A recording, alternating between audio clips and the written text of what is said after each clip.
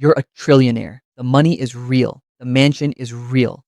The private jet is real. But here's what nobody tells you. Oh, the moment that number hit a trillion, every single person in your life became a question mark. Your best friend, your family, the person you're falling in love with, even the man who makes your coffee every morning.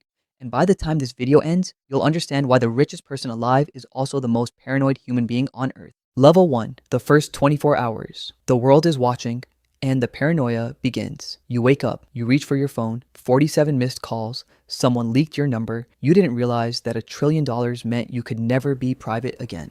Your face is on every news channel. Old photos you forgot existed, interviews with people from your past, your old classmates, your former coworkers, people you haven't spoken to in years. Strangers forming opinions about who you are based on a version of you that no longer exists. You walk to the window, you look down, cameras, a crowd, someone holding a sign, someone else just standing there, completely still, staring up at your window. You pull the curtain shut. For the first time in your life, you hide inside your own home. And this feeling, this is not the last time. This is just the beginning. Level 2, security obsession. Your home becomes a prison. You hire a bodyguard. 1 isn't enough, 2 isn't close. You build a full security detail, 12 trained operators, armed, rotating 24-hour shifts. The kind of protection reserved for sitting presidents. You buy a compound, 14 acres, high walls, iron gates, a guardhouse manned around the clock, a private road. You can't even see the main house from the gate. 63 people work inside your home now. Chefs, drivers, security, IT staff, groundskeepers, new faces every week. And with every new face comes the same question. Is this person mine or someone else's? Then your head of security calls a meeting. Someone on your staff has been leaking information. A photo of your bedroom ran in a tabloid, taken from inside. You try to remember the faces of all 63 people. You can't. You didn't even know their names. It used to be a home. Now it's a surveillance operation. Level 3, friendship. Every friend becomes a question mark. Your best friend visits. The same one who was broke with you, the one who ate late night food with you when you had nothing, the one who laughed with you when there was nothing to laugh about. He arrives, he sees the compound, his eyes light up, and then something shifts. He agrees with everything you say. Every joke you make lands perfectly. No pushback, no arguments. The person who used to fight you on everything, movies, politics, where to eat, now just nods and smiles. You find yourself thinking, did he come for me or did he come for all of this? He leaves. You don't call him back. He waits. The call never comes. A few days later, a magazine runs a story. Details about your compound.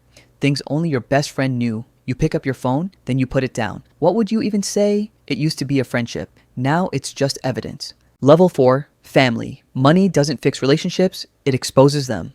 Your mother calls on a Sunday morning. Same voice, same warmth. She asks if you're eating enough. She tells you about a bird that keeps getting into her garden. For 10 minutes, your shoulders drop, your jaw unclenches. You almost forget what your life has become. Then she mentions your brother. Mortgage is late, car needs work. That afternoon, you wire him millions without thinking twice. He never calls to say thank you. 3 months later, a family dinner, your private jet, everyone together, big house, big food, big life. Your brother sits at the far end of the table, talks to cousins, aunts, anyone but you. When you try to catch his eye, he looks at his plate. He leaves before dessert. No goodbye. A week later, your mother calls again. Different tone, quiet. She tells you your brother said something to your cousin, that you ruined the family, that everything changed when the money came. You can't unsend the money. You can't undo the jet. The gap between your lives isn't something a conversation can fix.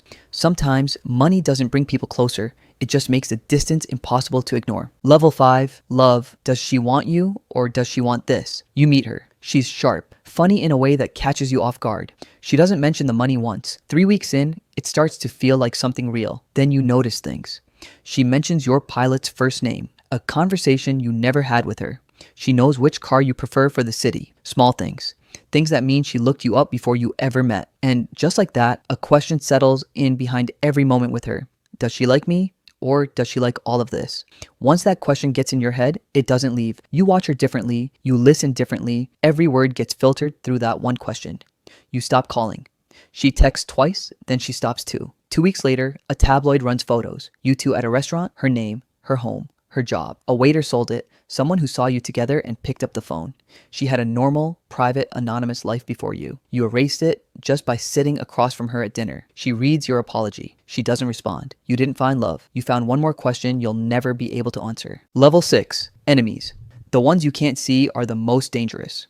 You thought enemies came at you from the front. You thought they showed their faces. They don't. In the first 6 months, 17 lawsuits. An old business partner claims you shorted him on a deal from 9 years ago. A woman says you verbally promised her $10 million at a fundraiser. You have never been to that city. Your legal team, an entire floor of a law firm working exclusively on your cases. Your annual legal budget, $40 million. You settle 3 cases not because they have merit, but because fighting them publicly costs more than writing the check. Then governments start calling. A finance minister wants a meeting. A prime minister is waiting on your investment decision. Every move you make becomes a political statement. You buy one company. A country's market shifts. You sneeze. It makes the news. You sit alone and ask yourself, who is actually my enemy? No answer comes. And that's exactly the problem. When you can't identify the threat, everyone becomes one. Level 7, the mind. You become your own worst enemy. It's 3 in the morning. You wake up. The compound is completely silent. 63 people work here. But at night, they all go home. You are the only one left. The theater room, 60 seats, dark and empty. The library, nobody. The kitchen, shut down. You go outside. The grass is cold and wet under your feet. The night sky stretches above you. Same stars, same silence, same depth. You remember a time when you were broke. Rent was late. The future was uncertain. But sleep came easy. Laughter came easy. People were there. Now you have $1 trillion and you're standing alone on a lawn at 3 a.m. because there's nobody inside worth sitting with. One thought keeps circling your mind. If I had never become a trillionaire, I would still have everything I don't have today. And the people who became my enemies, they were once mine too. You go back inside. You lie down. The ceiling is very white, very high, very empty. Your assistant calls in the morning. Your net worth grew by another $30 million while you slept.